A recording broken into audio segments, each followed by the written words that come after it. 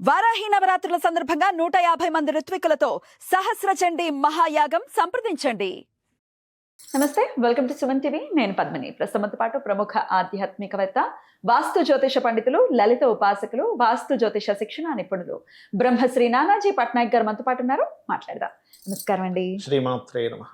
Sir, వాస్తు పండితులుగా వాస్తుని సుమారు 20 years నుంచి practice చేస్తున్న ఈ ఎక్స్పీరియన్స్ తో చాలా బ్యూటిఫుల్ గా ఉన్నటువంటి దిక్కుల్ని ఎలా సెట్ చేసుకోవాలి, ఏమేమి ఉండొచ్చు, ఏమేమి ఉండకూడదు అనేది సవివరంగా తెలియజేస్తున్నారు. ఎప్పుడెప్పుడు ఆయన ఎదురు చూసేటటువంటి సైడ్ ఈశాన్యం. ఈశాన్యం అంటేనే హార్ట్ ఆఫ్ ద హౌస్ అని చెప్పుకోవచ్చా సార్? ఈశాన్యాన్ని శిరస్సు భాగం కదండి. శిరస్సు. సో డెఫినెట్ గా ఈశాన్యం అనేది చాలా వైటల్ రోల్ ని ప్లే చేస్తూ ఉంటుంది. మేము కూడా చాలా పవిత్రంగా ఉండేటటువంటి ప్రయత్నమే చేస్తూ ఉంటాము. అంటే అక్కడ ఏదైనా వాటర్ పెట్టాలి అని చెప్తే కలసంలో చాలా శ్రద్ధగా అక్కడ వాటర్ పెట్టడం కానీ, దేవుడి గది ఆబ్వియస్ గా దేవుడి గదే ఉంటుంది. అసలు ఇంతకీ ఈశాన్యంలోనే ఉండాలి ఆ దేవుడి గది. అసలు ఆ దేవుడి గదిలో ఉండకూడనటువంటి వస్తువులు ఏమిటి, అట్లాగే ఏ కలర్స్ ఉండాలి ఈశాన్యంలో పర్టికులర్ గా, ఇవన్నీ ఒక్కసారి మీ ద్వారా. చాలా మంచి ప్రశ్న వేశారు. ఈశాన్యంలో ఎందుకు ఉండాలి అనే దాని మీద క్లారిటీ ఇస్తూ, ఈశాన్యానికి మీనరాశి తీసుకుంటాము. మీన రాశి వాళ్ళకి ఈశాన్యానికి ఎక్కువ సంబంధం ఉంటుంది. సో ఈశాన్యం మీన రాశి వారు పర్టికులర్గా ఈశాన్యం దోషం లేకుండా ఉండాలి ఎప్పుడు కూడా. రైట్. ఇక ఈశాన్యంలోనే ఎందుకు ఉండాలి? దేవుడి గది.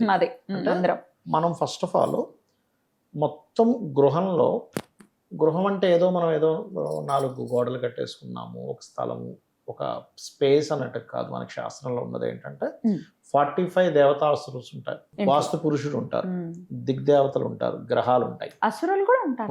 అసురులు దేవతలు ఇద్దరు కలిసే ఉంటారు అనమాట. అయితే ఈ ఈశాన్యంలో ఒక ఎనర్జీ ఉంటుంది. అది ఎలాంటి ఎనర్జీ అనేది మీకు అర్థమయ్యేలా చెప్తా. ఇప్పుడు మీరు కళ్ళద్దాలు పెట్టుకున్నారు, ఇక్కడ పెట్టుకుంటేనే ఈ కళ్ళద్దాలకి అర్థం.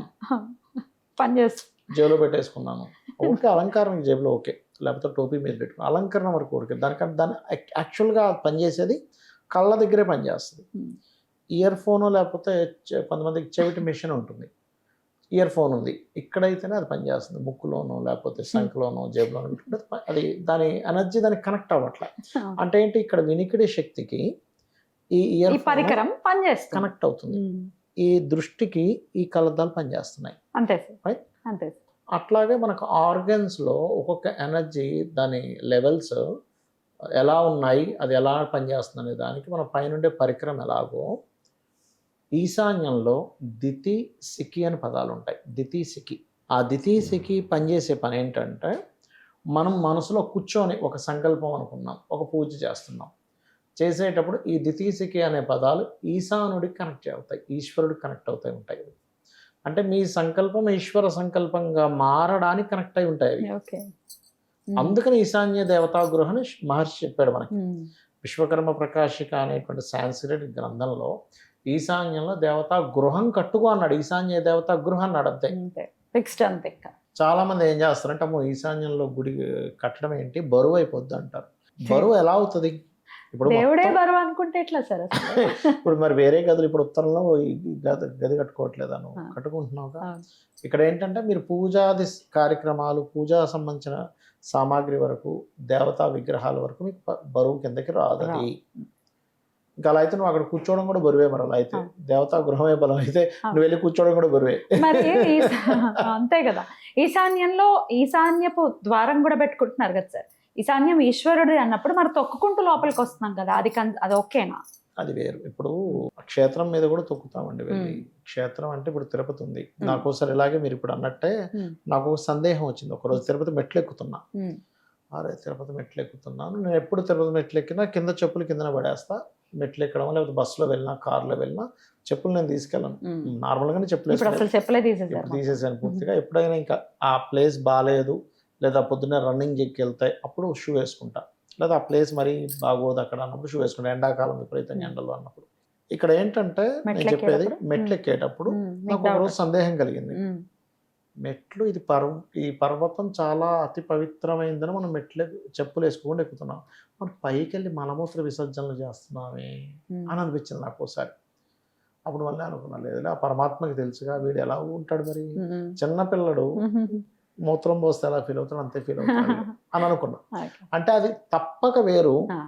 నువ్వు తెలిసి దోషం చేయడం వేరు, Right. చెప్పులు వేసుకుంటే ఎక్కడం వేరు. Mm.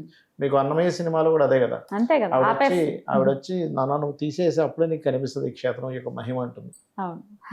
అలా ఏంటంటే క్షేత్రాల మీదకి వెళ్ళేటప్పుడు ఎందుకు వేసుకోకూడదు అంటే అక్కడ ఉండే ఎనర్జీ మనలోకి రావడానికి చెప్పు అనేది అడ్డం పడుతుంది. Okay sir. ఓకే. అది మెయిన్ కారణం. Hmm. అలాగే ఇప్పుడు ఉత్తరంలో బరువులు పెట్టకూడదు. మరి ఉత్తరంలో నువ్వు గోడ కట్టుకుని ఉంటావా ఇంటికి? బరువేగా గోడ మరి ఎలా బరువు కదా అని రూమ్ గోడ తీసేస్తావా? తీసేయం కదా. రైట్. దేవుడికి కూడా అంతే. దేవుడికి కూడా అంతే, ఈశాన్యంలోనే కట్టుకోవాలి. ఈశాన్యంలో ఒకవేళ మీకు కుదరలేదు, మీకు ప్లానింగ్లో పదం పరంగా అక్కడే డోర్ వచ్చింది, అప్పుడు ఈశాన్యం నుంచి తూర్పు ఈశాన్యము, తూర్పు ఆగ్నేయం వరకు ఆప్షన్ ఉంది. సెకండ్ ఆప్షన్స్ అవన్నీ. ఇటువైపు కూడా వాయువ్యం వరకు ఆప్షన్ ఉంటుంది. అంటే ఒక్కోసారి మనకి అక్కడ పెట్టుకోవడం కుదరదు, అప్పుడు ఈ దిశలో పెట్టుకోవచ్చు అని చెప్పారు. కానీ అలా పెట్టుకునే సందర్భంలో మీరు ఏం చేయాలంటే ఈశాన్యంలో కనీసం మీ ఇష్టదైవం యొక్క పటమైనా పెట్టుకోవాలి. ఖచ్చితంగా మీకు అంటే మీరు ఆలోచించే విధానంలో ఎక్కడ రాంగ్ స్టెప్ పడకుండా ఇది పనిచేస్తుంది, గుర్తుపెట్టుకోండి. ఈశాన్యంలో పొరపాటు కూడా వాష్రూమ్స్ అయితే అసలు ఉండకూడదు. చూసారా సార్ ఏమైనా ఇల్లు? అయ్యో క్యాన్సర్స్ వస్తాయండి ఈశాన్యంలో వాష్రూమ్ ఉంటే. చూసారా ఇటువంటి ఇల్లు? ఓ చాలా చూసాం.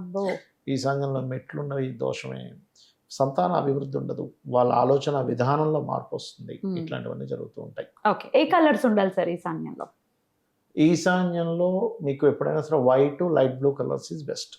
అక్కడ వైట్ ఇంకా ఆల్వేస్ బెటర్, వైట్ అనేటువంటిది. ఈశాన్యానికి రిలేట్ అయ్యే రాసులు ఏంటి? మీన రాసి అని ఆల్రెడీ చెప్పాను. ఏ అక్షరాల వాళ్ళకి ఈశాన్యం సెట్ అవుతుంది సార్? శేష సాహ అక్షరాల వాళ్ళకి, కక్క గగ అక్షరాల వాళ్ళకి, ఓకే, చాచా జాజా అక్షరాల వాళ్ళకి, అదేవిధంగా పప్ప బాబా మా అక్షరాల వాళ్ళకి ఈశాన్యం పనిచేస్తుంది. రైట్. అయితే ఈ చెంబులో నీళ్ళు, రాగి చెంబులో నీళ్లు పోసి అక్కడ పెట్టడం అనేది చేస్తుంటారు, నిజంగా బాగా పనిచేస్తుంది సార్? అంటే ఏమీ లేదండి, అక్కడ ఏంటంటే మనకి ఆలోచన విధానం కదా, మన మైండ్ ఫ్రెష్గా, అంటే చెంబనే కాదు మామూలుగా ఒక థమ్ ఇట్లాంటి తీసుకొని కొన్ని ఫ్లవర్స్ కూడా వేస్తారు యాక్చువల్గా, పెట్టచ్చు దేవుడి గదిలో. మళ్ళీ బరువు కిందకి రావు అవి. మీరు దేవతా సంబంధంగా చేసేది ఏది బరువు కిందకి రాదు, గుర్తుపెట్టుకోండి. కొన్ని వాటిల్లో చూసాను సార్ ఈశాన్యంలో, ఇప్పుడు అంతా మొత్తం కబోర్డ్స్ తోటే కదా, ఈశాన్యంలో దేవుడి గది వచ్చినప్పుడు ఇంతవరకు మెట్టులాగా కట్టుకుని దాని మీద పటాలు పెట్టుకోవడం ఇవన్నీ చేస్తాం, అలా చేయొచ్చా? అంటే మీరు వుడ్ తో చేసేటువంటివి పెట్టుకోవచ్చు, నో ప్రాబ్లం. కానీ సిమెంట్ తో కట్టడం చేయకూడదు ఎప్పుడు కూడా. ఈశాన్యం ఇట్లా హైట్ అయినా ఇంబ్యాలెన్స్ అవుతుంది, ఖచ్చితంగా ఇంబ్యాలెన్స్ అవుతుంది. వుడ్ అయితే ప్రాబ్లం, వుడ్ అయితే ఏం కాదు, 100% ఏం కాదు. బ్యూటిఫుల్ సార్, చాలా అద్భుతంగా తెలియజేశారు. ఖచ్చితంగా ఈశాన్యానికి రకరకాల డౌట్స్ వస్తుంటాయి, ఏం ఉండొచ్చు ఏం ఉండకూడదు అని. ఈశాన్యంలో పెట్టకూడని పటాలు, దేవుడి పటాలు ఏమైనా ఉన్నాయా సార్? అంటే చాలా మంది తెలియక ఈశాన్యంలో పితృదేవత ఫొటోస్ పెడతారు, అక్కడ పెట్టకూడదు, నైరుతి మూలలో పెట్టుకోవాలి. అది నైరుతిలో రైట్ సైడ్ భాగాన్ని పితృస్థానం అంటారు, అక్కడ పెట్టుకోవచ్చు. ఈశాన్యంలో దేవతా స్థానం మాత్రమే, ఇంకెవరు పెట్టడానికి వీల్లేదు. లేదా గురువులు, వీళ్ళకి ఒక మంచి గురువు ఎవరైనా ఉన్నారు ఇప్పుడు అలాంటి వాళ్ళు పెట్టుకోవచ్చు. అద్భుతం సార్, చాలా బ్యూటిఫుల్గా ఎక్స్ప్లెయిన్ చేశారు సార్. 8 దిక్కుల గురించి కూడా చాలా అన్ని రకాల టిప్స్ మీరు చెప్పేశారు. సో ఇంకా ఏమైనా డౌట్స్ ఉన్నాయి మాకు, మేము కరెక్ట్గా చేయించుకోవాలనుకుంటున్నాం, కరెక్ట్ చేయించుకోవాలనుకుంటే ఖచ్చితంగా కాంటాక్ట్ చేయండి. ఎన్నాళ్ళు పడుతుంది సార్ వాస్తుకు? ఒకవేళ వాళ్ళ ఇంటికి వెళ్ళి మీరు కన్సల్ట్ చేయండి, 1 వీక్ పడుతుంది. ఎక్కడికి వెళ్తారు సార్? మొత్తం ఇండియా మొత్తం తిరుగుతారు, ఎక్కడైనా. ఓకే. బయట దేశాల్లో అయితే వాళ్ళు ప్లానింగ్స్ పంపిస్తారు కదా, ఆన్లైన్లో చూసి చెప్పొచ్చు. బ్యూటిఫుల్ సార్, చాలా అద్భుతంగా తెలియజేశారు సార్, కృతజ్ఞతలు. నమస్కారం సార్. శ్రీమాత్రే నమః.